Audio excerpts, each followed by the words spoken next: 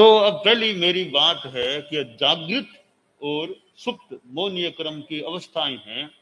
सुप्त और जागृत की सुप्त अवस्था में है मौनीय क्रोध आदि, तो योग अशुभ नहीं बनेंगे। जागृत अवस्था में उदय तो योग अशुभ। इस बारे में योगेश कोई बोलना चाहो, बताना चाहो?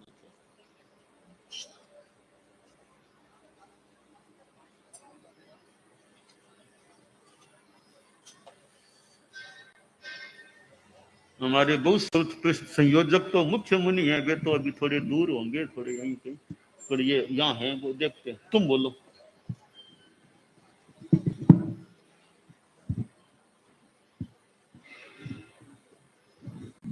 भंते, आज आचार्य प्रवर ने एक नई व्याख्या फरमाई और नए रूप से इसका विश्लेषण करवाया कि मौन कर्म जागृत अवस्था में और सुप्त अवस्था में। भंते, मौन कर्म का उदय निरंतर चलता है, लेकिन जब ये जिज्ञासा पूज्य प्रवर ने रखी और उसी का समाधान दिलाया कि अभी प्रवचन चल रहा है या सब सामायिक कर रहे हैं, तो क्या मौन कर्म का उदय नहीं है? मौन कर्म का उदय है तो योग शुभ है या अशुभ? तो योग उस वक्त भी शुभ है। इसका तात्पर्य मेरे समझ में ऐसे आया कि जब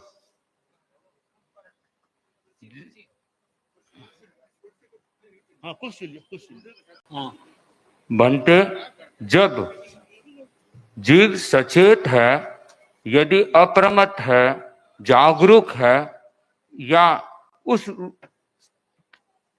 अपने उपयोग में ज्ञाता दृष्टा भाव में है, तब संभवतया मौन कर्म सुप्त अवस्था में चला जाता है।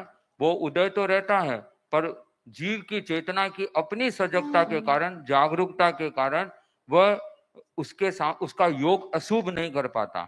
और जब जीव स्वयं सचेत नहीं है, ज्ञाता दृष्टा भाव में नहीं है, और उस वक्त वह एक प्रकार से मूर्छा अवस्था में है, तब वह मोह कर्म जागृत अवस्था में आ जाता है और तब योग अशुभ बन जाता है, ऐसा मुझे लगता है।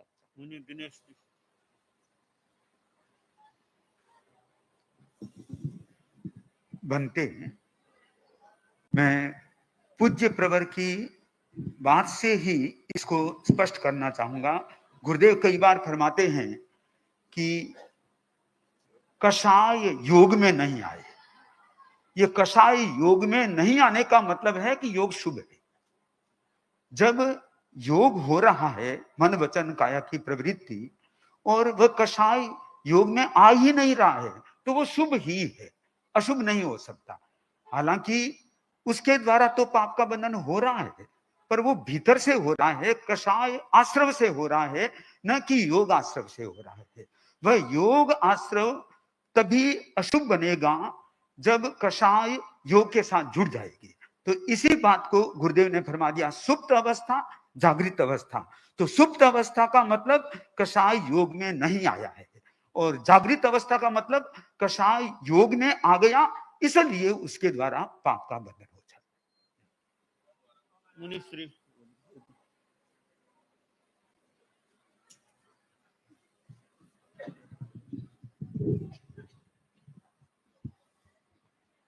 मुनि दिनेश कुमार जी ने काफी स्पष्ट कर दिया है।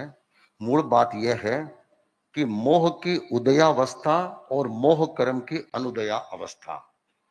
मोह कर्म का जब अनुदय होता है या जिस समय मोह कर्म प्रदेशोदय में रहता है, वैसी स्थिति में ये शुभ योग की स्थिति बन सकती है।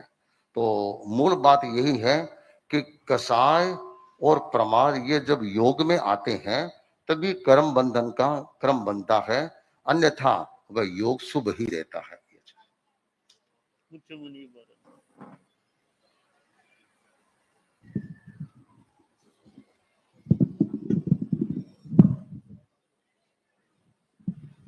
भंते,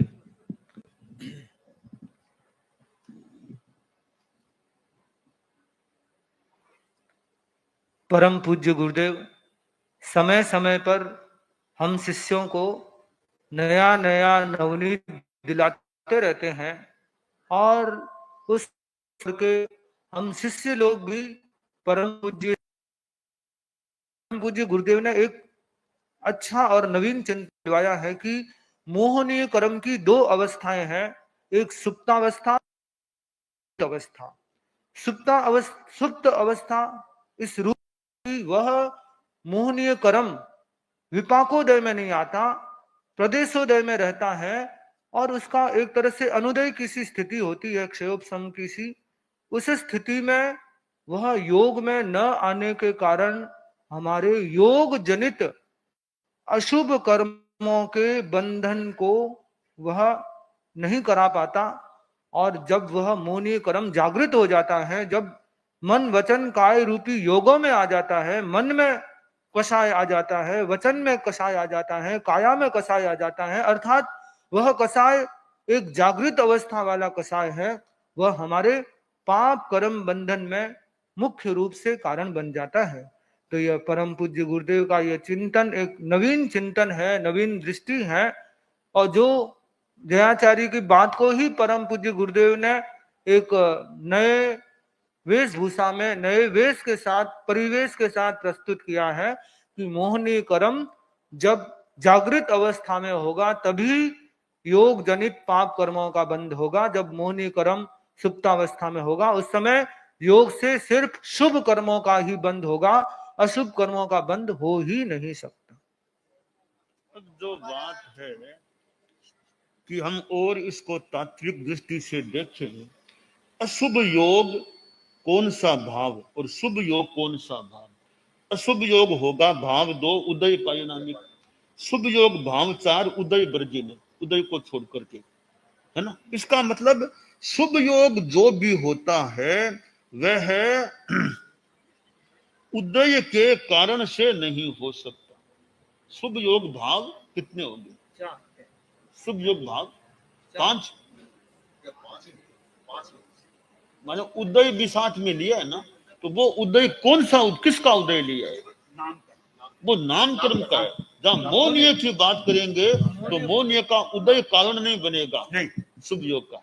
शुभ योग में वैसे नामकर्म ही मोहनीय कर्म, मोहनीय कर्म तो अपने आप में पाप ही है, मोहनीय कर्म तो अपने आप में पाप ही है, उसका हाँ, तो मतलब ही नहीं हो जाता। हाँ, तो वो शुभ कर्म, शुभ योग का कारण हम खोजें मोहनीय कर्म की दृष्टि से, तो उदय नहीं, तो उदय तो हो नहीं सकता। 4, तो वो 4, अर्थात इसका मतलब यह हुआ कि जब मोहनीय कर्म का थोड़ा हल्कापन है, उस हल्केपन को हम सुप्त अवस्था कर दें, चाहे और कोई शब्द कर दें, कि मोहनीय कर्म के उदय की सक्रियता तो कारण बनेगी नहीं शुभ योग के होने में, वो तो अशुभ योग के होने में बन सकती है।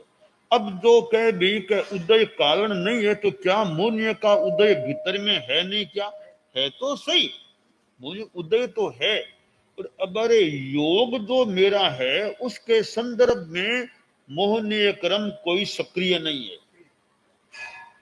इसको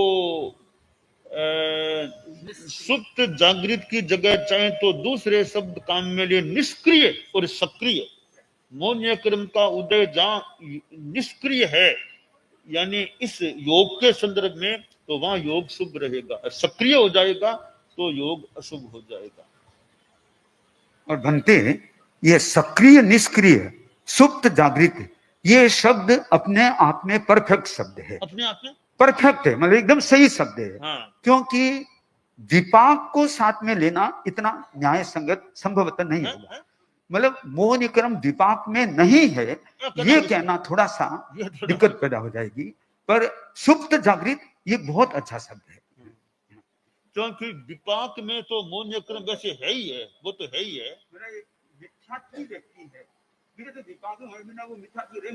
वो तो होगा ही होगा। और ये भी शुभ योग है, शुभ योग है, शुभ योग है, तो वो शुभ योग है, वो उस संदर्भ के मोहनीय का एक निष्क्रियत्व का, यानी दर्शन मोहनीय, एक चारित्र मोहनीय। तो ये हमारे जो योग जो शुभ शुभ बनते हैं उसमें चारित्र मोहनीय का खास योगदान होना चाहिए।